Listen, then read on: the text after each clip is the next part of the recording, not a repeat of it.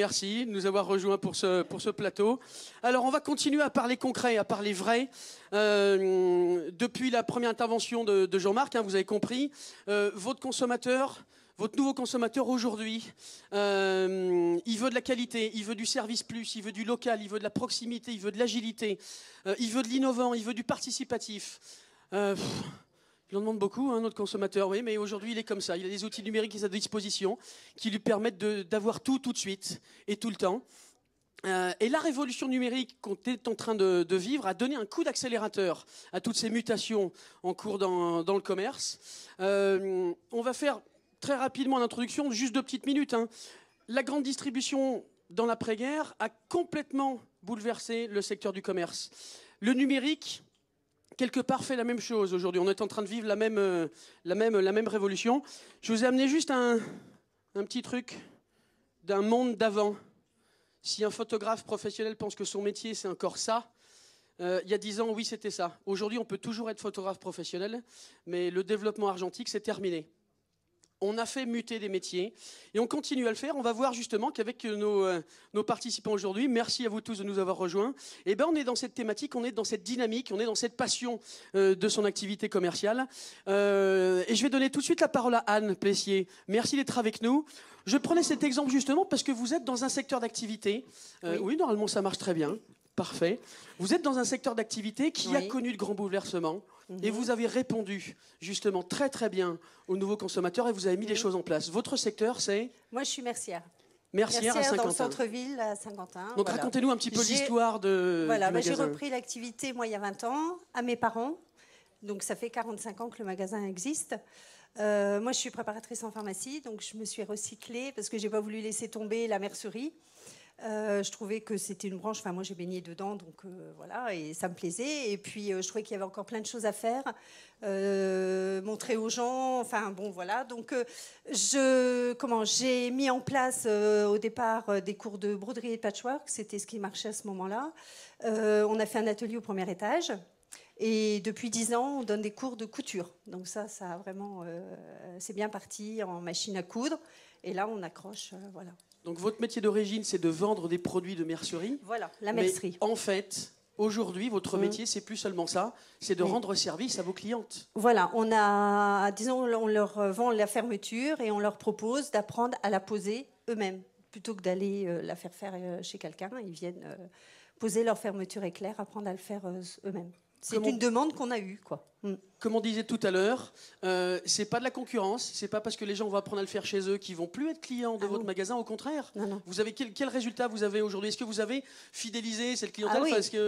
Oui, on a une 50aine d'élèves maintenant, donc c'est le bouche à oreille, bien sûr. Mais oui, et puis les personnes en parlent, continuent, et ça, c'est vraiment quelque chose qui... ça donne envie d'apprendre à faire, mais avec les 35 heures, il y a eu un peu plus de temps aussi, donc elles veulent customiser, elles veulent pas avoir la même toilette que tout le monde, donc voilà, ça c'est super important, et je pense qu'il faut donner envie aux gens de faire des choses et à l'écoute des clients, quoi. J'ai été à l'écoute et on continue à faire la demande, quoi. On continue à évoluer avec vos consommateurs, vos consommatrices pour leur proposer le service qui leur rend service. Ah oui, de toute façon, en mercerie, c'est ce qu'il faut. C'est la caverne d'Ali Baba, il faut avoir le petit bout d'élastique, le petit truc, et il faut être à l'écoute. Donc votre métier, on va dire, originel, qui est justement s'assurer que vous avez tous les produits, que si vous ne l'avez pas, vous êtes capable de rendre le service, disant on l'aura bientôt, hop, on va vous le trouver. Voilà. D'une semaine sur l'autre, ils ont leurs produits. On essaie vraiment de dépanner, de trouver ce que la cliente recherche. Et il faut vraiment être à l'écoute. Parce que, voilà, ce qu'on se dit depuis le début de l'après-midi, on est bien d'accord. En termes de retour, vous avez une cinquantaine de stagiaires, c'est ça qui est... Voilà, 50, des stagiaires, vraiment. Ouais. Voilà. Et l'avantage de faire les cours, c'est qu'elles m'achètent des machines à coudre. Donc, voilà, le but derrière, c'est ça, c'est de leur vendre des machines à coudre. Et voilà, moi, c'était le but, quoi. Voilà. En rendant le service, on transforme. Voilà, donc elles prennent leurs accessoires, elles prennent leurs choses chez moi, quoi. Merci beaucoup. C'est typiquement une belle initiative avec un métier traditionnel, on va dire. Voilà. Mais on arrive à faire des choses innovantes, des choses nouvelles. Jean-Marc, tu voulais rebondir? Moi, j'ai 2 questions. Oui. Alors, j'en ai une qui me tarabuse depuis tout le temps vis-à-vis de la mercerie. J'aimerais savoir comment on fait pour faire son assortiment Ça, c'est terrible. J'ai pas d'ordinateur.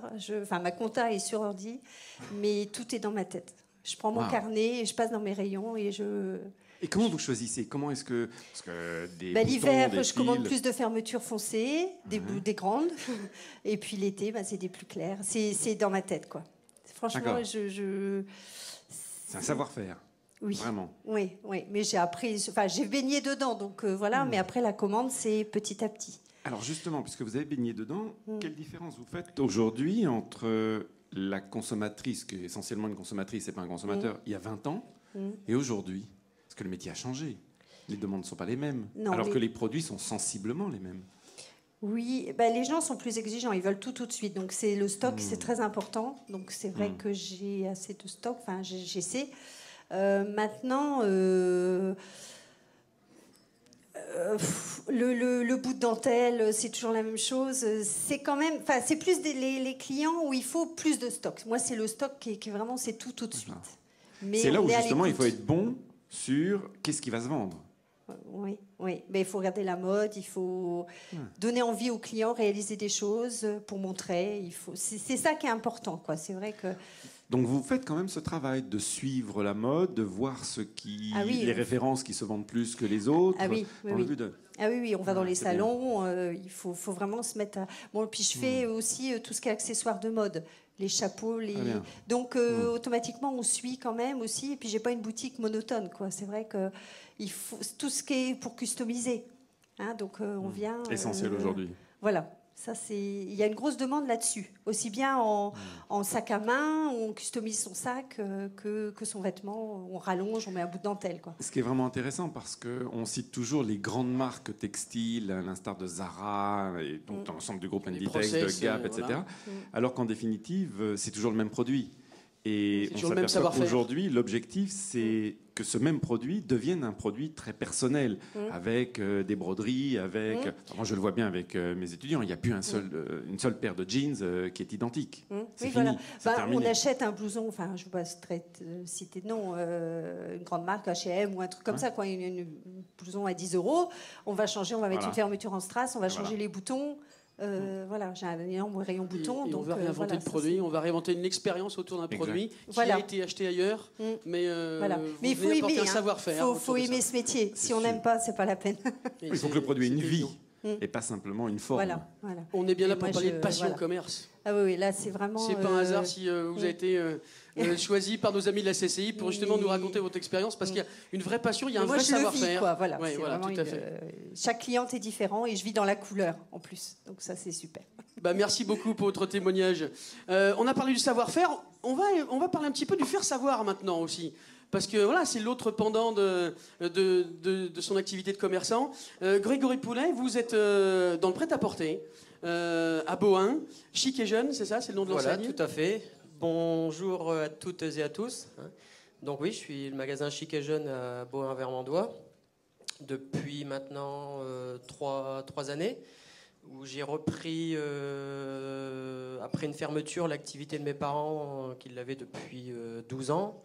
Et bien avant, puisque je suis la 3e génération de commerçants, dans la famille. Donc j'aurais voulu parler aujourd'hui de tout ce qui est support publicitaire, comme flyers, les réseaux sociaux comme Facebook, les SMS, et tout autre. C'est ça qui est intéressant, c'est ça le vrai multicanal. Vous allez faire savoir vos savoir-faire et vous allez utiliser toute la panoplie des choses existantes. Alors toujours ça part du flyer, le support de communication imprimé, le support classique. De base, l'élément distribué, distribué en boîte aux lettres, à peu près 10 000 exemplaires à chaque distribution, à peu près mensuellement, donc ça fait à peu près 120 000 par an. Ça c'est la pub déclencheur, voilà. Après, vous avez les pubs comme le camion publicitaire, qui se trouve, que je mets toujours à l'entrée de la ville pour créer un rappel, puisqu'il faut savoir qu'un flyer, c'est dans la tête des gens 48 à 72 heures, pas plus. Donc après, votre flyer est complètement inexistant. Donc si on ne crée pas de rappel publicitaire comme les panneaux, on est oublié beaucoup plus vite. Donc le panneau sert à créer un rappel sur le flyer. Et après, il y a le SMS et puis Facebook. Sur le camion, c'est tout bête ce que vous dites. Ça a l'air tout bête. Ça a l'air tout bête, mais... Mais c'est le début du référencement. Voilà. On a tellement de commerçants qui s'inquiètent. Mon site, comment je vais le référencer, le référencement. Voilà. Ça commence par ça, par communiquer web. Le camion, avec son enseigne, avec son nom, il est présent en ville le camion, et on s'affiche dans la vie réelle. Pas n'importe quel endroit, pas forcément dans la ville, parce qu'on ne le verrait pas forcément parmi des milliers de voitures. Mais il est à l'entrée de la ville, en plein milieu d'un chemin ou d'un champ, chose comme ça, là où on n'est pas censé voir un camion le jour. Donc là, les gens se disent, tiens, que fait ce camion ici? Donc forcément, on parle de moi, on lit mon nom. Hein. Et là, on n'a toujours pas parlé de nouvelles technologies, de numérique, comme on dit aujourd'hui, ou de digital. Mais vous avez aussi une présence sur ces outils-là. Vous avez dit le SMS. Le SMS. Donc vous avez une politique d'envoi ciblé. D'envoi SMS à peu près en moyenne 6 ou 7 fois par an, hein, parce qu'il ne faut pas non plus exactement, de manière légère, trop embêter les gens tous les jours ou toutes les semaines ou tous les mois, parce qu'après ça devient ennuyant pour les gens. Hein. Mais ça crée aussi un rappel. Et là, l'ordre de retour, il est à peu près en moyenne 10 à 15%, ce qui est quand même exceptionnel pour un retour. Quand on compare avec les taux de retour habituels de la grande distribution sur l'impression papier. Sur du papier flyer, on est à moins de 2-3%. Après, tout dépend des produits qu'on y met, mais on est à moins de 2-3%. Ouais. Et donc, sur le SMS, c'est de la communication sur des ventes promo, sur des événements ponctuels? Soit des ventes flash ou soit des remises. Tout simplement, sur tout le magasin, à présenter en caisse et on vous effectue la remise. Avec des taux de retour de... Là, on est entre 10 à 15%. Ouais, vous voyez, on parle d'une démarche mobile. Comment est-ce qu'on va implémenter le mobile dans l'entreprise, la communication mobile? C'est peut-être simplement ça. Se permettre de faire du SMS de temps en temps pour pas non plus faire vibrer la poche ou le sac à main de ses clients en permanence. Sachant mais on a pas de beaux taux de retour. Voilà, vous n'êtes pas tout seul à le faire. Je serais tout seul, je le ferai tous les jours. Mais voilà, je ne suis pas tout seul. Oui, mais il faut le faire. C'est pas parce que d'autres le font qu'il faut dire non, je vais pas le faire parce que je vais embêter les gens. Au contraire, il faut s'inspirer pour l'adapter à sa pratique. Et puis donc le SMS. Et puis vous avez une page Facebook. Donc une page Facebook qui comprend plus de 1000 fans. 1200 amis peut-être. Pas fans, hein, c'est amis. C'est pas une page de j'aime, c'est une page profil, comme n'importe quel particulier pourrait avoir. Donc avec 1200 amis de la localité, hein, c'est-à-dire que c'est Bohain et ses alentours. Hein, c'est pas des amis du monde entier. Hein, donc là, c'est une localité bien restreinte. Et donc j'ai une petite anecdote sur quand j'ai créé mon Facebook il y a maintenant 3-4 ans, peut-être un an après, hein, quand je commençais à avoir un flot d'amis assez important. J'étais chez mes grossistes sur Paris et puis je me suis dit tiens, pourquoi pas mettre directement les produits, donc en l'occurrence des chaussures, sur le Facebook. Et puis peut-être 1 heure ou 2 après, j'étais pas encore rentré forcément, j'ai la vendeuse qui m'appelle en me disant mais où as-tu mis telle paire de chaussures rouges? C'était je dis, dans le magasin forcément, elle peut pas être autre part. Elle dit non, on ne trouve pas la paire de chaussures. Je lui dis mais excuse-moi, je l'ai encore dans le camion et je l'ai mis avant de les recevoir sur Facebook. Et donc j'ai eu sur cet après-midi-là 3 à 4 personnes qui se sont présentées dans le point de vente pour acheter les produits. Et ils sont revenus le lendemain matin à 9h à l'ouverture. Facebook, ça doit servir à ça aujourd'hui. Voilà. Facebook a 10 ans, c'est très récent, mais c'est à la fois très vieux dans le monde numérique. Voilà. Et on est en train de se dire, Facebook pour les commerçants, est-ce que c'est encore aujourd'hui utile, intéressant? Dans ce cadre-là, oui. Voilà, parce que moi, je dérive un peu le site internet. Pour moi, je m'en sers comme un site internet, c'est-à-dire que j'ai mes produits, sauf qu'on ne peut pas les acheter en ligne, mais j'ai mes produits sur la page, et si les gens veulent l'acheter, donc ils peuvent très bien le dimanche choisir leurs produits, et le lundi venir dans le point de vente, et je sers de point relais, puisqu'il faut savoir que tous les sites internet, ils ont leur point relais maintenant, hein, ça se fait de plus en plus, et donc mon magasin sert d'un peu de point relais. Hein, donc je m'en sers comme un site internet. L'avantage, c'est que un site internet, si vous n'êtes pas référencé, il ne servira à rien. Hein. Alors que là, même si vous n'avez pas forcément envie de vous connecter sur mon site internet, si j'en aurais un, il est sur votre page Facebook, donc votre page personnelle. Si le dimanche ou tous les jours vous la consultez, même si vous ne voulez pas voir mes produits, vous les verrez quand même. Voilà, par obligation. Donc là, c'est quand même super. Hein. Et c'est bravo, c'est vraiment les belles utilisations de Facebook aujourd'hui, c'est ça, c'est de parler de son environnement, de ses fournisseurs, de son territoire, de mettre en scène tout ça pour faire revenir des gens dans le magasin. Voilà. Hein, et puis augmenter le chiffre d'affaires, store. forcément. Hein. Voilà, ça on est évidemment. Si aujourd'hui on n'utilise pas tous ces supports publicitaires, je pense que le chiffre d'affaires stagne, voire baisse. Hein. Pour moi, c'est un peu ça.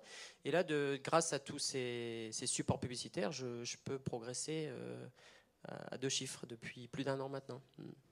Des progressions à 2 chiffres. Et je me suis rendu compte que c'est pas mal. Hein. C'est pas mal. Qu'en supprimant certains de ces supports publicitaires, un mois ou 2 parce que j'ai pas forcément eu le temps de les faire. Vous occuper. Vous voyez que la progression est toujours constante, mais beaucoup moins forte. Voilà. Et là, ça c'est flagrant. Ouais. Donc je conseille vraiment de faire de la pub. Merci, bravo pour ce que vous mettez en scène. Vous voyez, tout à l'heure, Jean-Marc nous a dit, je vais vous juste un seul gros mot, le repos. Ben non, on l'incarne, hein, le repos, c'est ça. Je me sers d'Internet pour faire revenir des gens dans mon point de vente, dans mon magasin. Voilà, je dérive du site Internet et je suis présent, affiché sur l'écran de mes clients potentiels qui sont en plus sur un territoire localisé. Les 1000 amis sont vraiment des gens de la proximité. Oui. Et vous m'avez fait une belle transition. Point relais, vous avez parlé ? On va continuer à en parler avec Olivier Leclerc. Bonjour et merci de nous avoir rejoints. Alors, Olivier, le panier Rostand, alimentation générale, à Rozoy-sur-Serre. Donc, encore une fois, un métier traditionnel, mais qu'on fait avec passion. L'épicerie, quoi. Voilà, de l'épicerie, exactement. Dans un petit village... Voilà, tout simplement. Quoi. Oui. Et on met des choses en place pour faire revenir les gens et même pour aller chez eux. Exactement. Vous avez mis en place une tournée. Une tournée, oui. Une tournée, en plus des livraisons à domicile, puisqu'on fait aussi des livraisons à domicile. J'ai une tournée, je tourne 4 après-midi par semaine avec mon camion. Je fais tous les villages du canton autour de Rozoy et même au-delà, puisque je vais au-delà de Vervins aussi, puisque j'ai une clientèle attitrée, fidélisé, et puis fidèle. C'est ça, une clientèle fidèle, comme nous disait Jean-Marc tout à l'heure. Donc voilà, vous allez leur rendre ce service près de chez eux. De toute façon, nous, à partir du moment où il y a de la demande, puisqu'il y a énormément de personnes âgées, en fait. Essentiellement, le gros de ma clientèle en tournée, c'est les personnes âgées, en fait. Donc, mobilité inexistante, surtout dans des petits villages reculés de l'attirage, puisqu'on est quand même bien reculés, nous, dans l'attirage, en fait. Donc voilà, quoi, ils sont bien contents de me voir toutes les semaines. Et puis ça rend un vrai service aux clients au quotidien, tous les jours. Et en plus de ça, vous avez mis en place d'autres choses. Alors, je crois que vous avez mis en place un point chaud. Oui, depuis le mois de juin de l'année dernière, en fait, j'ai mis en place... on peut appeler ça un point chaud, en fait. Je cuis le pain, en fait. Oui. J'achète le pain tout pré-cuit et je cuis le pain, en fait. Et ça m'amène quand même plus d'une centaine de clients par jour. Oui. Qui forcément vont pas acheter que le pain. Forcément, ils vont pas acheter que le pain, ils vont acheter aussi un peu. On est bien d'accord, sur un territoire rural où il y a besoin justement de ces points multiservices, hein, où on va trouver tout ce dont on a besoin en proximité. Et pourtant, c'est une petite ville, on va dire, Rozoy-sur-Serre, un peu plus de 1000 habitants. J'ai quand même un Intermarché en concurrent, mais bon, malgré ça... il fallait s'adapter. Voilà, exactement. La grande distribution, le drive, tout ça se met en scène, se met en place. Ouais, voilà. Il fallait réagir pour continuer à faire votre métier. Nous, on n'en est pas encore arrivé là. Le drive, j'en plaisante un petit peu avec mes clients. Je leur dis, bientôt, vous verrez le drive ici, mais bon... On n'en est pas encore là non plus. Mais je vous rassure, il y a beaucoup de territoires sur lesquels on voit se monter des drives d'indépendants. En fait, le drive, c'est le mot marketing. Hein. Oui, voilà, le but, c'est de livrer, d'approvisionner et de rendre le service. On le fait déjà, puisque je fais déjà de la livraison à domicile en plus. Quoi. Tout à fait. Plus de la tournée. Oui. Et vous êtes également relais colis. Alors, relais colis, ça, c'était déjà existant, puisque nous, on a repris il y a 3 ans maintenant la petite épicerie du village. L'activité relais était existante. Nous, on l'a pris telle quelle.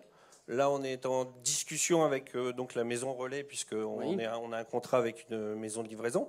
Et on est en discussion pour augmenter la capacité, parce qu'en fait, ça passe sur 3 catégories de produits, de poids. De poids, oui, c'est ça. Il y a les petits colis, les moyens colis et les gros colis. Là, moi, je suis en moyen colis. J'ai fait la demande pour passer en gros colis. Donc, Vous allez bientôt pouvoir réceptionner de la palette. Non, le carton de champagne. on est sur des. Non, mais rigolez pas, on peut. Et je sais bien, c'est pour ça que je vous lance là-dessus. Là, on est sur la possibilité de livrer des frigos. Des frigos, des canapés, voilà. Tout ce qui s'achète sur Internet. Merci. Voilà. On le fait de la bouche. Voilà, exactement. Tout ce qui s'achète sur Internet. Et nous, on est là pour rendre service aux gens qui se servent de nous comme une boîte aux lettres, en fait. Oui. Et vous voyez que sur ces clients-là, ça draine du passage. Ce public-là, ça draine un peu de passage. Ça draine forcément du passage.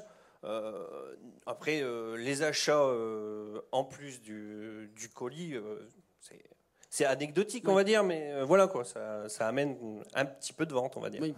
Mais sinon, le gros du passage, c'est quand même le pain. Je suis bien content d'avoir développé l'activité pain. L'activité pain, oui. Ah ouais. J'avais déjà un dépôt de pain en fait.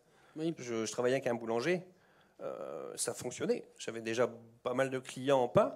Et le fait d'avoir la cuisson du pain, ça sent le pain chaud. On a quasiment triplé la quantité de baguettes vendues par jour, quoi.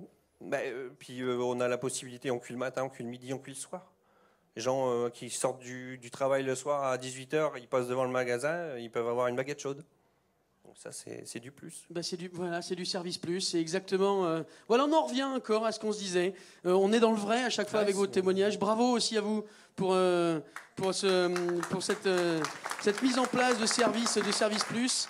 Vous voyez, ça marche sur tous les territoires, sur les territoires ruraux. Il n'y a pas d'exclusivité, il n'y a pas des précarés réservés à certains acteurs. On peut aller copier ce qui se fait de bien chez les gros acteurs et ça marche aussi. Benoît Boulanger et Didier Merle, je vais vous approcher le micro, hop, pour vous le tendre comme ça. À vous. Bonjour à vous deux et merci de nous avoir rejoints également. Alors, je vous ai présenté tous les deux parce que c'est une vraie expérience croisée que vous avez mise en place. Benoît Boulanger, vous êtes hôtelier-restaurateur et Monsieur Le Merle, vous êtes restaurateur.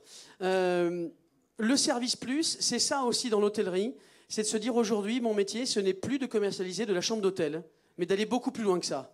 C'est pas suffisant aujourd'hui de vendre que de l'hôtel ou vendre que du restaurant. Nos clients qui viennent chez nous à l'hôtellerie ont besoin que tout soit préparé pour eux, qu'on ait préparé aussi leurs loisirs, qu'on ait préparé pas mal de choses. Et nous, notre but, c'est surtout qu'ils restent le plus longtemps possible. Donc, pour moi, en tout cas, hôtelier, vendre de la restauration, vendre du bar, c'est important, mais vendre de la chambre d'hôtel, c'est mieux parce qu'on parle de passion, on parle de beaucoup de choses, là, mais on a aussi besoin de marge dans nos métiers et on va essayer de la chercher là où elle est le mieux, pour pouvoir réaliser des bons résultats. Donc, c'est vrai, cette idée de commerce croisé qu'on a mis en place avec Didier, aussi bien en restauration, mais qu'en communication, qu'en publicité, est une idée de se dire pourquoi je vais garder le client chez moi toute la journée et pourquoi ce client qui est là en hôtellerie pour X, Y, ses loisirs ou pour le travail n'aille pas aussi chez mes collègues, qui n'aillent pas se déplacer aussi bien pour des loisirs quand on va à l'office de tourisme, où nous on est face au Center Park, mais aussi en restauration, mais aussi et ça on a mis ça en place avec Didier depuis quelques années et ça fonctionne bien. Et pour ma part à moi, ça me permet d'augmenter la présence de mon client dans mon établissement, qui est peut-être venu pour une nuit et qui peut rester pour 2 nuits. Et là la vie est presque belle. Vous me disiez, vous avez une vision assez précise des nuitées par vos clients. Oui, chez nous, on est aujourd'hui à 1,40, 1,45 de nuitées, c'est-à-dire une journée et demie en moyenne. Le but est d'augmenter ça, en effet. Voilà. On n'est pas sur un taux de remplissage de 90% annuel. On est dans une région où on est au bord d'un lac, on a forcément un problème de saisonnalité, hiver, été. Donc le but, c'est pas forcément de changer de client tous les jours, c'est d'avoir un client qui est là et qui reste le plus longtemps possible. Et pour ça, oui, il faut se le partager. Il faut se le partager et ça fonctionne. Je vais vous laisser Didier raconter un peu. Quand un client de l'hôtel du Golfe de l'Ailette à Chamouille vient chez vous et vous demande où est-ce qu'on peut manger un morceau sympa dans un bon restaurant, vous pouvez l'accueillir chez vous et vous êtes aussi capable de l'adresser Au parvis. Au parvis ou ailleurs, hein. Je veux dire, Voilà, pas de ségrégation. Hein. Oui. Chez vous, bien sûr, avec grand plaisir.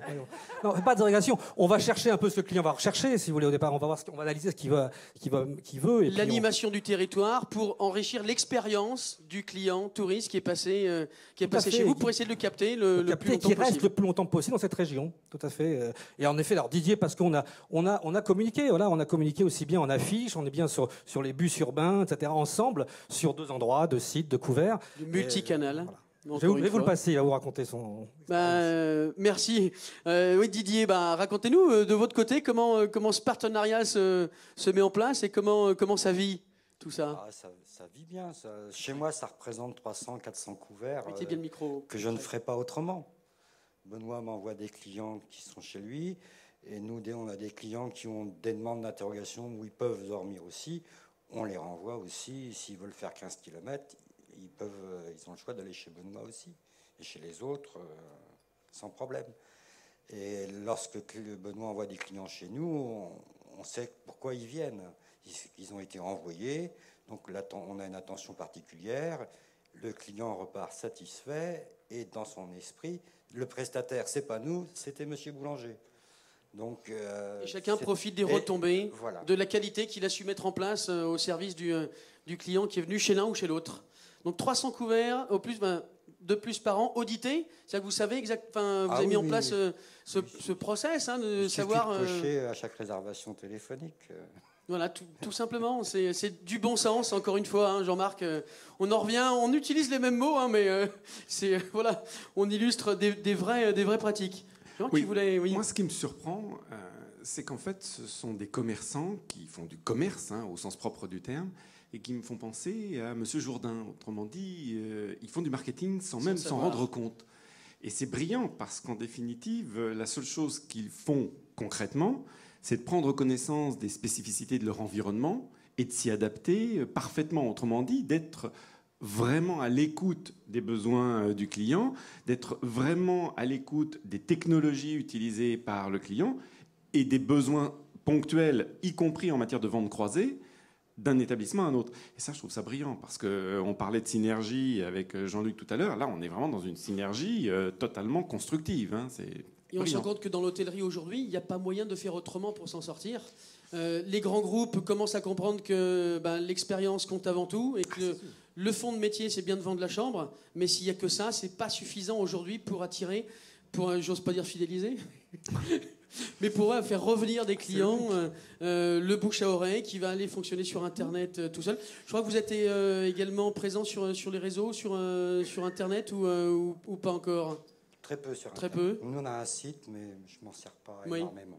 Maintenant, le merle, oui. j'ai le pigeon voyageur et le fax. Encore très utile. Nous, on est forcément très présents, bien sûr, sur Internet et sur les réseaux sociaux, parce que forcément, l'hôtellerie aujourd'hui, c'est indispensable. Là aussi, on s'entoure de collaborateurs pour ça. Moi, vous parliez de Facebook, en effet, c'est pas mon truc. Bon, par contre, pour ça, on prend des gens qui savent faire chez nous, plus jeunes, et qui sont plus réactifs, mais c'est de façon incontournable aujourd'hui. Et d'être présent et de pouvoir illustrer sa différenciation aussi. Présent, faire vivre tous les jours ce genre de choses. Et mettre en scène ses savoir-faire. Tout à fait. C'est bien l'objectif.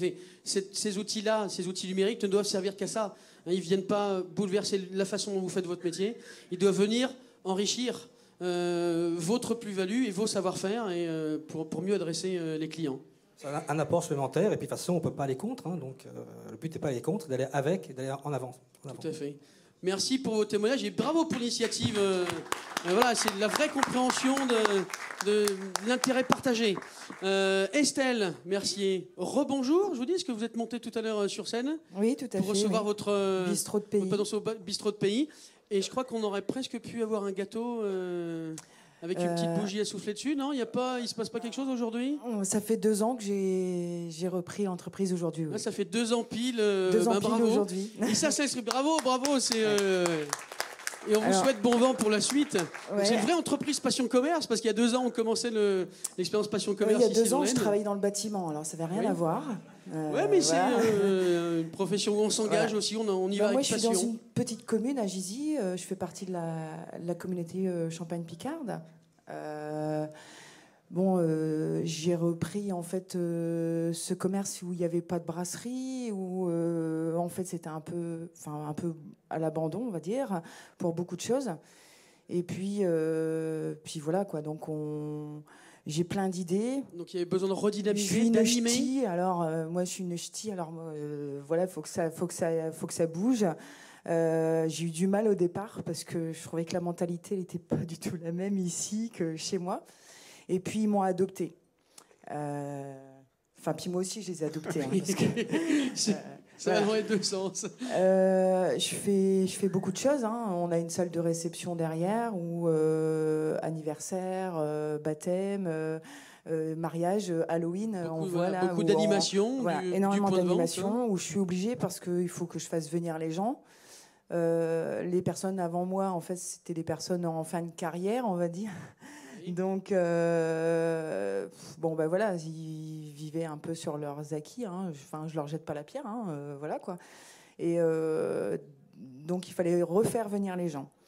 Donc, cette année, on voit les photos. En fait, j'ai fait un marché de Noël privé. On a organisé un marché de Noël privé où j'ai fait venir en fait les gens, les artisans et les commerçants en fait autour de chez moi. Aussi bien les tripes de l'usoir, voilà, qui étaient présents, le miel, on a fait des crêpes, on a fait du vin chaud, on a mis de la bière, on a fait un bar à champagne aussi, puisque voilà, et puis on a fait de la pub, donc en fait tous les commerçants qui venaient, en fait je leur demandais rien, sauf une participation, on a fait de la pub en fait sur N Radio. Et puis donc c'était pour un flux, on a fait des affiches, enfin voilà quoi. Donc ça a apporté on va dire 400 personnes à peu près sur 2 jours. Sur 2 jours, le marché de Noël, 400 personnes qui sont venues. 300-400 personnes. En même temps, on a fait un concours de belote en même temps le samedi. Pour garder les gens en fait sur place, pour éviter qu'ils fassent qu'un tour et qu'ils repartent. Voilà. Et puis en fait, les personnes qui sont venues, comme je faisais de la brasserie en même temps le midi, ils se sont dit tiens, aujourd'hui on fait de la brasserie là, alors qu'il y en a qui le connaissent, qui savent pas encore. Donc j'ai récupéré des clients. Faire connaître voilà. Réellement et d'implanter votre commerce sur le territoire pour que les gens aient envie de revenir et sont venus découvrir vos services. Oui. Que vous saviez mettre en place. Et puis aujourd'hui, c'est un peu une reconnaissance. Je remercie d'ailleurs Stéphane Liabeuf de me faire confiance et puis d'être bistrot de pays parce que je travaille quand même beaucoup avec les gens autour de moi, aussi bien pour les produits que j'utilise en cuisine, et puis quand je fais une animation, c'est avec les commerçants et les gens que je côtoie aussi autour de moi. Par exemple, je vais prendre un exemple. Le monsieur qui est à côté de chez moi, il ne sait peut-être pas que dans mon bistrot, il y a l'hôtel du golf pour ceux qui veulent aller dormir. Qui est référencé, voilà. Enfin, c'est un exemple, mais et ce que je trouve dommage, en fait, c'est que on le fait pas assez, quoi. On se connaît pas. Et je pense que si on se connaissait plus. Tous sur moi j'ai des qualités et beaucoup de défauts, mais j'ai quand même des qualités et ce monsieur il en a d'autres, c'est-à-dire que moi je vais pas prétendre à sa cuisine, je suis à mon niveau, je fais de la cuisine familiale, je fais de la tripe, je fais de la tête de veau, je fais demain c'est du chou farci, vendredi je fais des moules. Mais j'ai pas une carte, voilà. Et puis, moi, quand il y a des gens qui me disent, moi, je fais qu'à manger le midi, où est-ce qu'on peut aller manger le soir ? Si je connaissais plus monsieur, je dirais, aller manger au Parvis, ou aller manger là, ou aller manger là. On se connaît pas encore assez, quoi. Et c'est donc, le but aussi de ces journées Passion Commerce, à l'initiative de la Chambre de commerce, de vous faire vous rencontrer pour susciter ce genre de partenariat. C'est vrai que ça génère plus de monde. Aujourd'hui, je suis obligée tous les mois de faire quelque chose. Je fais un concert là, le 11 avril pour fêter mes 2 ans. Je refais une inauguration. Donc je fais venir Eddie Parker, pour ceux qui connaissent. Donc il y a un ami et puis qui m'a dit je vais te filer un coup de pouce. Donc voilà. Et ben voilà quoi, j'espère que vous êtes invités. Pas tous, j'ai pas assez de place. Vous avez pris date, le 11 avril. Mais voilà quoi. Rendez-vous au Cheval Blanc à Gizy. mais voilà quoi. Tous les mois, il faut faire quelque chose pour faire venir animer, des personnes. Un concours de belote, un concours de belote, un moule frites, une choucroute partie, Halloween, Pâques, enfin tout. Voilà. Il faut surfer sur l'actualité environnante pour animer votre point de vente, votre restaurant, mais ça veut dire aussi animer le territoire. Et ça participe justement, ce qu'on disait juste avant, d'inciter les gens à revenir ou à rester plus longtemps sur votre secteur. Bravo et merci pour l'invitation du 11 avril. On l'a noté. On va la relayer sur Facebook, on va faire venir toute la région. Vous êtes déjà, voilà, on participera de l'effet tache d'huile des réseaux sociaux. Merci beaucoup pour votre témoignage. Grégory Bobin, bonjour à vous et merci aussi de nous avoir rejoints. Alors, vous êtes notre dernier intervenant, mais on a plein de choses à se dire encore, parce que vous avez mis en place des choses très intéressantes. Donc, Farfouille en fête, à Soissons, votre activité du costume. D'accord. Sur ce secteur-là. C'est ça, c'est un magasin d'articles de fête, de déguisement, de location, de vente. On fait de la décoration, de l'artifice également, tout ce qui touche un peu à l'événementiel, au domaine de la fête, quoi. Depuis combien de temps ? Le magasin existe depuis les années 80. Je suis la 3e génération dedans. Oui. Voilà. Et on est spécialisé là-dedans, ça fait maintenant 15-20 ans, quoi. Et en 2006, le tournant juste après les années 2000, la vente en ligne, ça a commencé à vous parler. C'est ça. Vous avez pris la chose par le bon bout, à mon sens. Oui, on a fait un petit essai, en fait, tout simplement. On était sur Presse Ministère. On a tout simplement déposé des annonces, tout bêtement comme on le ferait maintenant sur Le Bon Coin. Et on a commencé à déposer des produits comme ça, les proposer à la vente. Et puis ça a fonctionné petit à petit, ça a porté ses fruits. On a eu de plus en plus de retours. Il y avait une forte demande sur Internet parce qu'il y avait quand même moins de concurrents à l'époque. Internet était encore un petit peu en construction. C'était pas le 2.0, c'était pas du tout ça. Et il n'y avait pas encore toutes ces places de marché. Presse Ministère, ça restait et eBay, c'était les 2 seules places accessibles pour les commerçants comme nous. Professionnels, oui. Vous, oui. Avant d'avoir un site internet, en fait. Voilà. Donc vous avez compris, avant de monter son propre site, Grégory est allé profiter de l'infrastructure d'une grosse machinerie comme Presse Ministère. C'est ça, tout à fait, ouais. Pour aller vendre vos propres produits en ligne. Qui souhaitait attirer des professionnels. Voilà, parce qu'au départ, c'était quand même une annonce pour les particuliers. C'est bien ça l'enjeu. Et aujourd'hui, vous êtes toujours chez Presse Ministère ? On est toujours chez Presse Ministère. Oui. Après, on s'est développé sur eBay également. Oui. Et puis, on est sur Amazon maintenant. Voilà. Amazon, c'est pas simplement le grand ennemi déclaré qui, effectivement, beaucoup de commerçants nous disent mais Amazon, ils ne payent pas d'impôts, ils ne payent pas de charges en France, donc c'est plus facile pour eux de faire du business. Mais plutôt que de s'en plaindre sans arrêt, on peut profiter de la force de frappe d'Amazon pour vendre ses propres produits sur Amazon. Tout à fait, ouais, ça reste... aujourd'hui, c'est notre place du marché première, en fait, parce qu'elle draine effectivement beaucoup de monde. Et dès qu'on est bien positionné sur le produit ou qu'on est le seul à le proposer, par exemple, on a tout de suite énormément de ventes qui arrivent. Bah oui, parce que tout de suite, la visibilité, elle devient mondiale. Ouais, ils ont un référencement. Vous profitez du référencement d'Amazon et vous n'avez pas à le mettre, vous, en place. En quelques jours, on peut être premier sur les moteurs de recherche de Google, tout simplement. Ouais. En termes de chiffre d'affaires, la part sur Internet, ça représente... on est à peu près à 30-40% aujourd'hui du chiffre d'affaires, sachant qu'il a bien progressé quand même depuis 2006. Ouais. Oui, le Web 2 arrivant, tout le monde s'y mettant vraiment massivement, forcément. Ouais. Vous étiez là au bon moment. C'est ça. Mais il y a encore des places à prendre. Il suffit, encore une fois, d'avoir la passion. On en a parlé tout à l'heure un petit peu. On est d'accord. Pratiquement, vous avez 2 emplois du temps. On a 2 métiers. Après, le reste se passe. On le fait de la même façon quand même sur Internet. Moi, je considère qu'un client sur Internet, c'est comme un client en magasin. Donc, on le reçoit de la même façon. On conseille également autant qu'on peut et du mieux qu'on peut. Et voilà, et on a des bons retours, des bons avis sur ces sites-là, parce que c'est très important. Les réputations, il faut faire très attention quand on est sur les places de marché, parce que c'est comme ça que les gens font le tri également. Ça va très vite. En plus du prix, il y a aussi la qualité du service qui rentre en compte. Donc ça, il faut s'en tenir beaucoup rigueur. Et autant aujourd'hui qu'en magasin, il faut avoir une belle rigueur dans l'approche du client et dans sa façon de faire avec lui. Parce que c'est vrai que c'est aujourd'hui, on cherche service, conseil, et puis vraiment le produit, puisque mon produit est proposé sur Internet. Et on peut l'avoir aussi rapidement, quasiment, qu'en allant chercher en magasin aujourd'hui. C'est ça le truc. Hein. Merci pour ce témoignage. Vous êtes l'illustration vivante que même sur Internet, il n'y a pas que le prix qui compte. Oui, c'est ça. Il y a des catégories de population qui ne vont pas forcément sur Internet juste pour avoir le low cost, mais qui vont aussi chercher un service, chercher une expérience, chercher quelque chose de différent. Et là, il y a des choses à faire. Et c'est ça. Après, la symbiose avec le commerce et le site Internet, c'est vraiment bien parce que nous, on profite quand même des clients magasins qui, c'est pareil, on prend conseil sur eux, ils regardent nos produits. Ils nous disent si c'est bien ou pas. On les voit les essayer, les porter, etc. Ils nous disent ce qu'ils veulent. On a aussi, on perçoit vite la tendance, alors que peut-être que mes concurrents qui ne font que du site internet vont devoir faire des audits externes, des choses comme ça. Moi, j'ai tout de suite l'avis des clients en magasin qui m'indiquent là où je dois aller.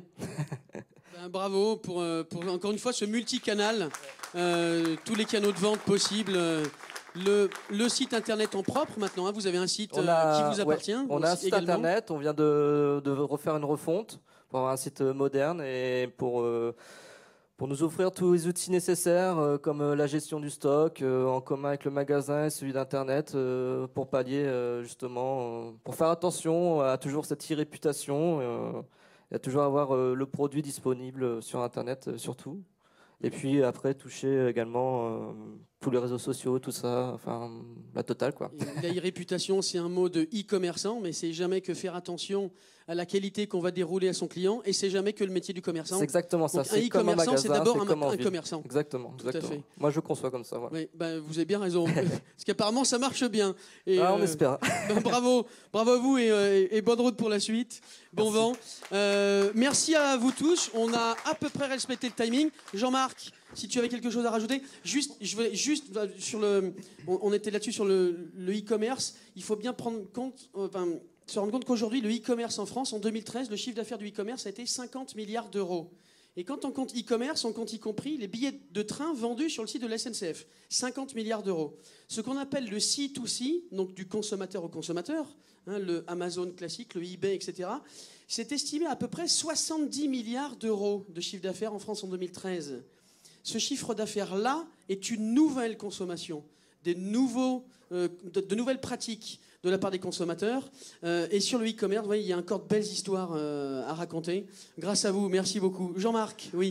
Oui, je vais rebondir sur ce que tu dis par rapport aux deux exemples qu'on a là. Alors déjà, moi, j'aimerais une toute petite question à nos deux utilisateurs, et de Facebook et des sites de plateformes, que ce soit eBay, que ce soit Price Minister.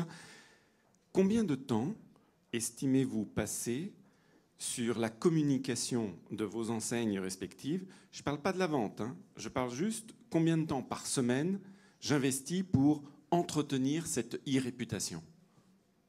Bon an, mal an. Et Grégory, le micro. Merci. Les deux Grégory. Facebook, parce qu'on me l'a demandé. Oui. Comment? Il donne son site Facebook. Ah, si vous voulez, oui. Il n'est pas passé. Il n'est pas passé à la télé. C'est Grégory Poulet, c'est ça? C'est un profil où c'est Chic et Jeune. Chic et Jeune. Chic et Jeune. Il est passé à la télé normalement. Sur Facebook, il a peut-être tourné, mais sinon Chic et Jeune. Je sais pas s'ils vont le la page Facebook. Alors, c'est Chic et Jeune en un seul mot. L'estimation du temps que vous passez par semaine? Après, c'est aléatoire, parce que c'est par, comme je dirais, par campagne. Mais quand il faut gérer comme là un flyer que je vais sortir la deuxième semaine d'avril, j'ai au moins 4 jours de travail.